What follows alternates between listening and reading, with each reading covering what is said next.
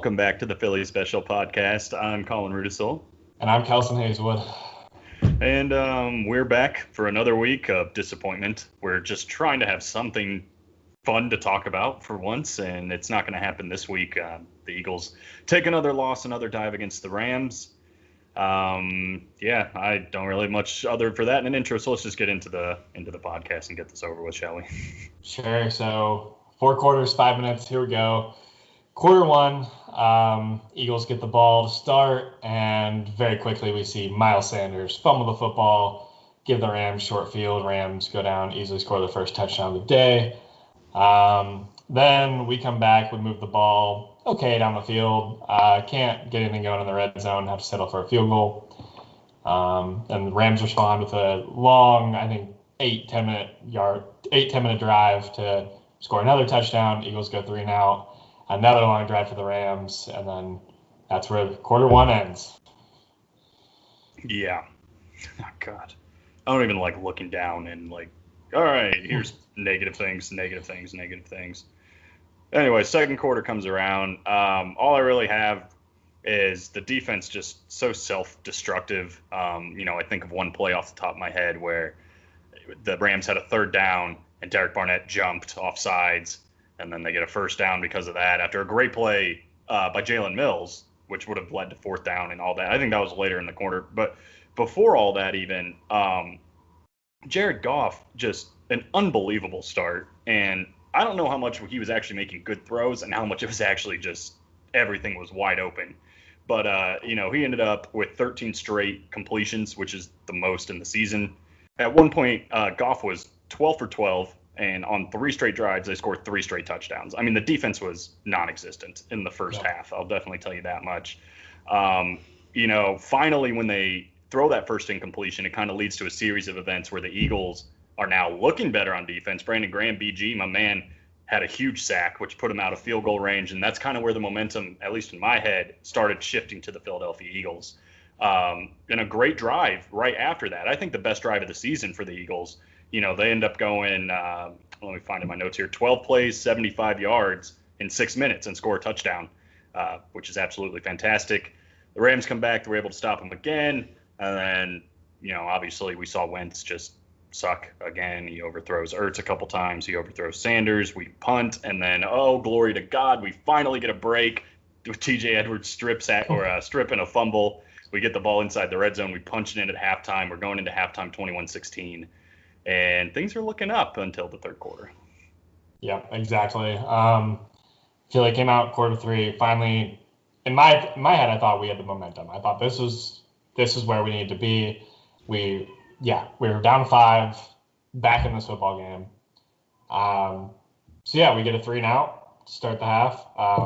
We get the ball back. Offense begins what I think is the most impressive drive of the day.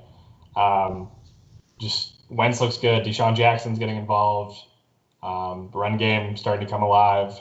And then we have what I think is the worst play I've seen Carson Wentz make, maybe in his entire career. But so it's 1st and 10, and Carson tries to hit J.J. Arcega wide side in the end zone between the corner and the free safety, and just easy pick for them. And there was no need for it. It made no sense. And then I think that just absolutely killed whatever we had going for us at that point and kind of just shut us down for the day, in my opinion. And then, Rams go down, kick a field goal, and that's end of quarter 3. And quarter 4, I think we all know it doesn't get much better from here. I mean, more Carson Wentz problems. He misses Dallas Goedert he's wide open. Later on in the series, Nate Gary gets absolutely burned on this touchdown, man. I mean, just let the guy run right by him, and he's got, 5-10 yards of separation. It's an easy throw for Jared Goff and Tyler Higbee's 3rd touchdown of the day. Just the biggest takeaway for me at the end of this quarter as I'm watching is just all the mistakes by Carson Wentz, man. He overthrew so many people. He underthrew Goddard. He threw it in traffic on the 4th quarter. Just really uninspiring football. And Sloppy. Obviously, and we'll get more into that, and I see connections as we go. We kind of build our way back in again, and we need the defense to get a big stop, and they just can't do it. I mean, they're running the ball down our throats. They're passing it. They're doing whatever the hell they want. And they just couldn't get it done in crunch time. And Wentz, all I have to say again, he throws another interception. That's 4 interceptions in 2 weeks, 5 turnovers when you count the fumble. And don't remember what the final score was, but 37-19. I didn't want to remember. 37-19. Rams on top of the Eagles. 0-2 start, Kelson. Yeah. Obviously, I don't think this is where anyone thought we would be after 2 weeks. And I don't even know what to say. Nothing looks good right now for this team. Defense looked weak, playing with no inspiration whatsoever. I don't know. The Rams just made us look like they're bitches, to be quite honest with you, especially on defense. And then on offense, I don't think the offense is the entire offense. I feel like our biggest problem on offense is honestly our quarterback play right now. Carson is just not looking sharp. I don't know what it is. He's just mentally not where he needs to be. He's making bad decisions. He's not making good throws. Even on little screen passes, he's constantly like throwing it behind the guy. So he's like turn around and then come back up. And it's just little things like that just aren't there. They're not clicking.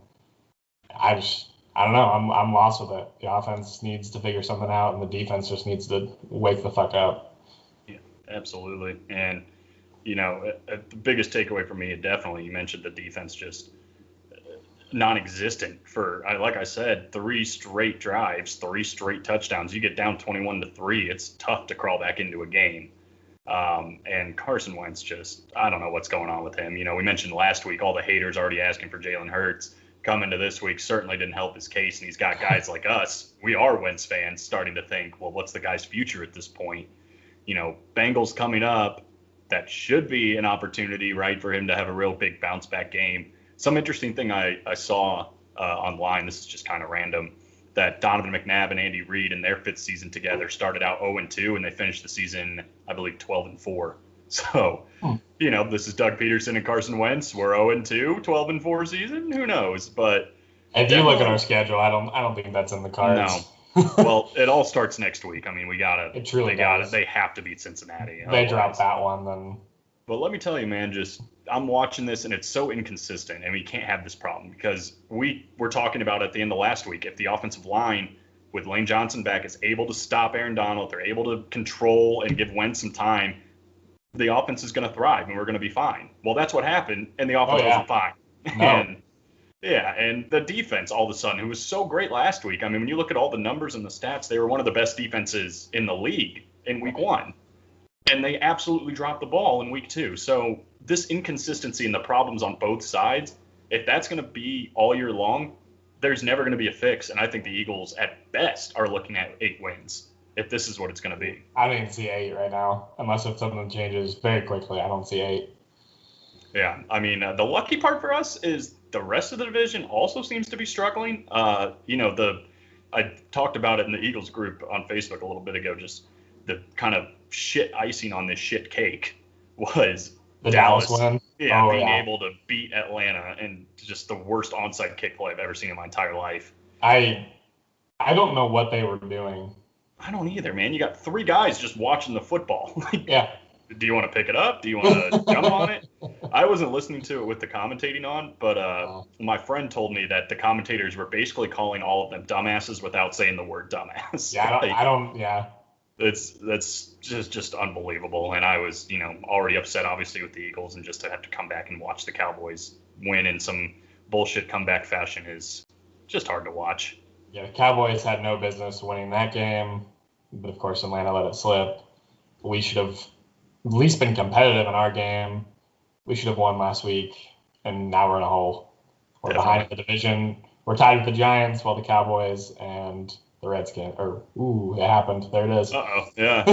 Where's the shots? Yeah, I don't have them. Oh, man. All right. Hey, let the record show Kelson owes 1 shot. We'll get that next recording. For sure. Can't be dropping R words in here, man. My bad. Giants and the football team are wow, I'm off now. Cowboys and the football team are leading our division. I don't know where to go from here, Yeah, I don't either, man. I mean, 0-2 is awful. That's not how you want to start the season, especially when you're looking at 1 is game we should have won. I mean, beating Washington should have been a gimme, and it looked bad. And then they look bad for a different reason this time. Like I was saying, you can't have this inconsistent, it's hard to fix when everything is looking bad at different points. Right. Another thing that's just kind of bugging me that I was thinking about after the game too is, we drafted J.J. Arcega-Whiteside, who has just, A, either not been getting enough playing time, and B, when he is out there, he's not effective. He either drops passes, he's, targeted and it gets intercepted, whatever. And it just sucks to know that DK Metcalf was available and sitting right there in that draft. And I remember watching that draft saying, DK Metcalf, hey, we need a receiver. There's DK Metcalf. And we picked him, and I was just satisfied to get a receiver. But Jesus, DK Metcalf's an animal. How good he'd be with Carson? I watched that Seattle game last night, and just looking at what DK Metcalf and Russell Wilson can have going, I'm so jealous. Yeah. I don't think there's a better word for it than just I'm absolutely jealous. And it's just, I don't understand. There's so much hype with JJ coming out of camp this year. Apparently he looked really good in camp, and then now he's just back to the same old kind of useless player that we keep trying to force to get involved, but it's not working. Yeah, it doesn't really seem like anybody on offense is thriving at this point. Right. We don't have a star. We don't have a guy. I mean, Miles looks good, but everyone else is just kind of We didn't mention that Sanders did have a decent game when you look. I mean, I'm glad they increased the number of runs from last week. You have to when Carson's playing like that. Yeah, and Sanders almost reached 100, had a touchdown. I think he finished like 90 or something like that. But yeah, I mean, even Ertz and Goddard, neither one of them are necessarily excelling. They're seeing the most volume, but it's still nothing special. And I mean, Greg Ward has like maybe a catch this year. Jackson's getting a little bit of volume, but not nearly as explosive as we want him to be. Jackson didn't get a target until the second half of this game, which I thought was disgusting. Kind of weird. Yeah, I was hoping Rager, he's kind of been the receiver that has been developing the most, I feel like, within these first 2 weeks. But it seems like he gets hurt, I mean, every time he catches the ball. So, I don't know. He took an absolute smack to the helmet. Yes, he did. Yes, he did. In his defense, I'm just saying. Right. But, yeah, it'd just be nice they got to figure something out, man. I mean, we obviously are not coaches. We are not anybody that can fix the situation or give suggestions on how they can fix the situation, but they got to change something. Otherwise, they're going to get their ass kicked every week. And I don't think it's the quarterback. I keep hearing, let's get Jalen Hurts, let's get a new look. I don't think it's time for that just yet. But I think if we trend this way, especially next week, if we lose to Cincinnati, or even if it's really close against Cincinnati, maybe we try something new. I don't know. Yeah, I'm not sure if I'm ready to call for Jalen Hurts yet, but I mean I did like the plays where he was in on Sunday. I thought that was a nice just make the defense have to think what if Jalen Hurts gets the ball, we're not prepared for this. It's just a way to kind of take some of that pressure off of Carson's back and make them think it might go somewhere else. So I think maybe get him incorporated in some fashion. I'm a big fan of. I don't think he needs to start anytime soon. I don't know. Kind of leading into, I guess, our next segment, if you're ready for that, Colin. Yeah, let's do it. Okay. So we're calling these post-game inquiries. So my first question for you, so with Carson struggling like this, who, if anyone on this team, do you think is capable and going to step up and be a leader and potentially put this team on their back and, help? Because we just talked about this. None of the wide receivers or tight ends or really anyone is, being that guy right now. And we lost Malcolm Jenkins on the defensive side. We don't really have that clear-cut leader right now. So who do you see on this team who could maybe step up and take that role? Or do you think anyone will, or do you think it's just going to be, Yeah, I mean, it's interesting. I think motivation, especially on the defense side of the ball in this last game, was huge. I mean, after one lackluster series like they had in the first touchdown, that should be the last time you come out lackluster. And they came out 3 series in a row, and really 4. It took until the very end for them to finally do something. Right. I think the obvious choice on the defense side of the ball is Fletcher Cox. He's your best player. He's on the defensive line. They tend to be pretty vocal. You look at Aaron Donald. He's a guy that needs to step up, I think. Jalen Mills, who's taking over in the safety, we already know he's got a big personality if he can bring and rally the troops on that side as well. Somebody's got to step up. I'm not really sure who it is. And on the offense side of the ball, it should be Carson, you'd think. But this guy just seems to shut down sometimes. He just hangs his head after. Yeah, and that was something I was going to get into. I said earlier, it's like, even if you look in those past seasons, it seems like when things start going wrong, he doesn't flip a switch in his head to, okay, how can I make this get right? How can we do something? And instead, he kind of kicks himself and tries to force things, and it just gets bad. Right. So he should be that guy, I would imagine. But I don't know. I mean, I guess Deshaun Jackson's got the experience. This is his team. Maybe it's time for him to get everybody in the locker room and say, hey, let's look in the mirror and figure something out here. I don't know. I mean, do you have anybody in mind? No, I think you kind of hit on all the ones I had. I'd like to see more from Jalen Mills. I think Fletcher's been pretty quiet this year. Brandon Graham's been pretty quiet. I just feel like no one's bringing that energy. I feel like we don't have the crowd there, so they don't get anything from that. Yeah, it was interesting too. On the broadcast, they were saying that all the offensive guys were going over the defensive guys and saying, hey, let's pick it up. Like, you guys need to work. And nobody else on the defensive side was talking. They weren't talking to each other. They weren't trying to amp each other up. So, yeah. That's just disappointing. You cannot come out that flat for, a quarter and then almost an entire second quarter. Because we're fucked already. We're down 21-3.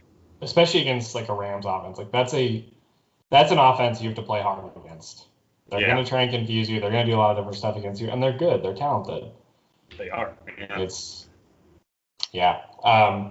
The other question I had, Carson said in his post-game interview that the Eagles have a, quote, elite offense, and they just need to clean some things up. Do you agree with that? Absolutely fucking not. Okay. They don't have an elite offense. What is he talking about? What is elite about them? Where are the elite? I haven't seen. You just played Washington, for God's sakes. Nothing happened. What's he talking about? What happened last year? Did you see an elite offense last year? I didn't see any flashes of an elite offense in the last season and then 2 games here. I think they have pieces. Miles Sanders is very talented when he's not the only one that's going to shoulder the load here. If Carson Wentz can actually throw the ball halfway decent in a game, maybe. Elite? What? No, that's absolutely ridiculous. I don't know what the fuck he's talking about. That was my take as well. I just wanted to bring it up and let you get in on that. Yes, I'm glad I got a vent about that. It feels good. That's the stupidest shit I've ever heard. No. Did not expect him to use the word elite. Yeah, what's in his Capable, mind right now? Sure. Yes. Potential? Maybe. Yes, absolutely. But you're saying you're elite right now? Is his mindset, you think, oh, no, we're good. It's going to come. There's no need to do any work. We're going to get there. He doesn't think anything has to change? There's no way. That's a hot take. That's what that is. Carson Wentz with a very hot take. I mean, this dude, you make a statement like that, sucking 2 weeks in a row, you better come out with some fucking balls of steel against Cincinnati and throw 500 yards and 5 touchdowns. You show me what an elite offense looks like, because I haven't seen it. I haven't either. Oh, wow. I can't believe you said that. So we look at the journey for just a second. Obviously, our man, we picked him last week, Javon Hargrave. Thank God, first, he's out there. His pec is healed, his hamstring, all that seems to be good. Unfortunately, the guy didn't record any stats this week, but, really none of the defense recorded much stats this week. So, Jesus, I'm doing tongue twisters and shit over here. I think he was in there for 35% of the plays, something like that. I think he got 25 snaps. So good to see him get some production. Hopefully he's going to give us something to talk about here soon. But I mean, other than that, he's not really up to anything. So we'll check in with Javon next week and see what's going on. But with that, let's get to the predictions, man. I think we're at the end of the show. Sure. Still tied. Both 0-2. Still tied. Yeah, we are 1-1. We both picked the Rams. Oh, we did pick the Rams. Yep, both picked the Rams. Went against the Birds. Maybe that's our fault they lost, but yep, Cincinnati Bengals. I think we got some interesting things to say about this, so why don't you get us started? Sure. So the Eagles come into this one as the 6.5-point favorites. I'm kind of shocked by that, to be honest. I think it's a little high. I don't know, man. I look at this kind of like how I look at the Buffalo game from last year, maybe, where I think this is a chance to maybe let our defense actually show us if they are worth a damn. Like, I would love to see this go the same way that Buffalo game went, where we just get a ton of sacks and the defense just looks really dominant. That would make me feel a lot better. And I feel like this is a great opportunity for the defense to kind of take some pressure off the offense and like, hey, we got you guys. This is our game. We'll help you win this. But then on the offensive side, I think it really comes down to what Carson Wentz are we going to get? Are we going to get 2020 Carson Wentz so far? Or are we going to get 2019 Carson Wentz? Or something in the middle? I don't know. It just really, the Eagles have to protect the football. If they can come out and play a turnover-free game, I think that would make all the difference. I have my prediction. Do you want me to go ahead and say it, or do you want to talk first, or how you want to handle this? You can, go ahead and say it if you got it. I've already got mine, so. I'm going to go Philly. I'm a little scared to do it, to be quite honest. It sounded a little reluctant. I'm a little scared to do it, but I'm going Philly, and I'm really hoping that this is one where we start to clean some things up. This is a game we should win. And going into the next few games that we have after this, we need a win here. It's like imperative.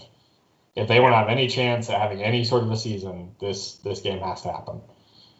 Yep, I think, and I'm with you too. I'm taking Philly in this one. A little bit of different reasoning.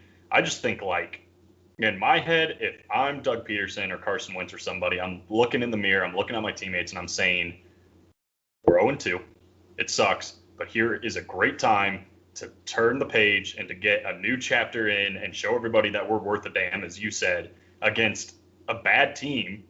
A bad team. Let's not mistake it. Cincinnati's not a great team, and just kick the living piss out of them.